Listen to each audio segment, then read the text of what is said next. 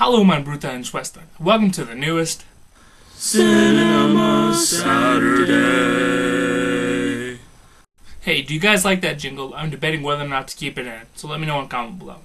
And just a little warning before we start things off, there may be some spoilers in this review, so you've been warned. The movie I watched this week is Brick. If you haven't heard of Brick, I'll leave links down in the description below. I'll leave a link for a trailer for it. I'll leave a link to the IMDb page. I'll also link up the Wikipedia page. So go check those out if you'd like to. Brick is a new age detective movie set in suburban California. And while most of the characters are high school age, don't let that discourage you. The movie revolves around this character, Brendan, who's played by Joseph Gordon-Levitt. And he's kind of this loner but brilliant mind kind of type. And while it's cliche, Joseph Gordon-Levitt pulls it off really well because he's just an incredible actor. One morning as Brendan is going to his locker, a note falls out and it's this address for a payphone. So he runs there, and when he picks up the phone, it's his ex-girlfriend Emily, who he hasn't seen for months. And he can tell that something is really wrong because she sounds scared shitless. But she won't tell him what's going on. And eventually she gets really panicky and she screams and she gets off the phone. And Brendan is left with a what the fuck kind of moment. Later on, Emily meets up with him and she basically tells him that the only reason she wanted to see him was for that final goodbye, just to cut everything off.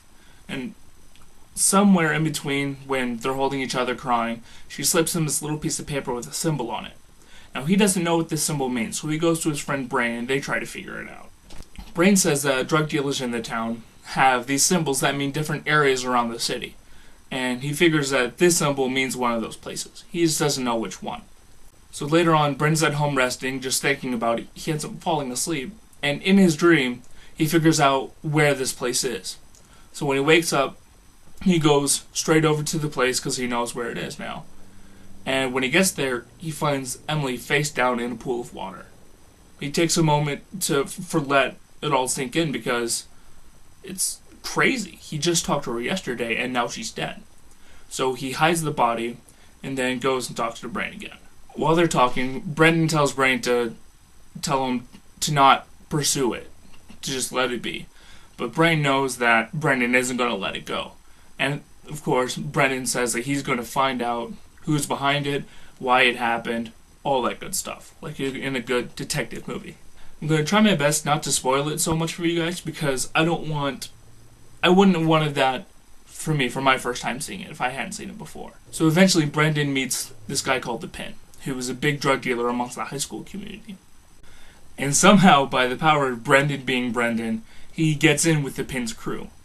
Later on down the line, the Pin is talking to Tug, his muscle, and Brendan about how this guy named Dode has some information about Emily's death, because somehow the Pin and Tug knew Emily. I won't get into that.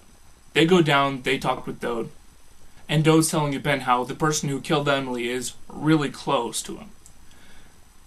Tug, who is a naturally violent and angry person, just snaps, pulls out a gun, and pop! Shoots Dode in the head.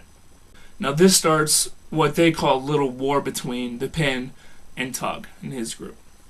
In order to try and keep the peace, to let this war from bubbling up and going all out, Brendan decides to have them two meet and discuss how they're going to deal with how it all went down. I'm going to take a little pause here again because I do not want to say what all goes on. All I will say is that people die. And that's all I'm going to say. So Brandon figures out who is behind Emily's death and everything.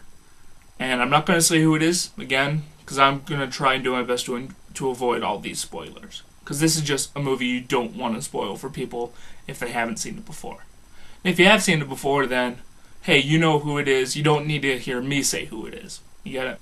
First time I watched this movie, I only saw like 2 minutes on TV once. But I liked it even then because I liked the actors.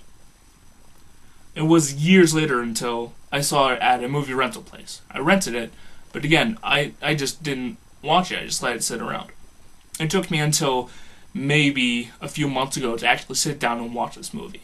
And when I did, I was like, God damn it! Why am I such a sucker for detective movies? Now, I've always liked Joseph Gordon-Levitt. I've liked him ever since I saw him in Third Rock from the Sun when I was a kid. But this movie is, to me, one of his best performances yet. At least up to that point. He's done incredible stuff since, of course. But we're not going to get into that.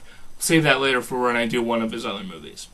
Needless to say, the movie was fantastic. Great casting, acting, directing, everything. Just absolutely everything about this movie was fantastic and incredible. So naturally, I give this movie a Fred the Gnome. What rating would you guys give this movie? Remember, it goes Dwarf, Little Army Man, G.I. Joe, Small Gnome, and then Fred the Gnome. Alright, let me guys know in a comment below. Have you guys seen this movie yet? And if you haven't, I really recommend it. So, see you guys next time. Bye guys.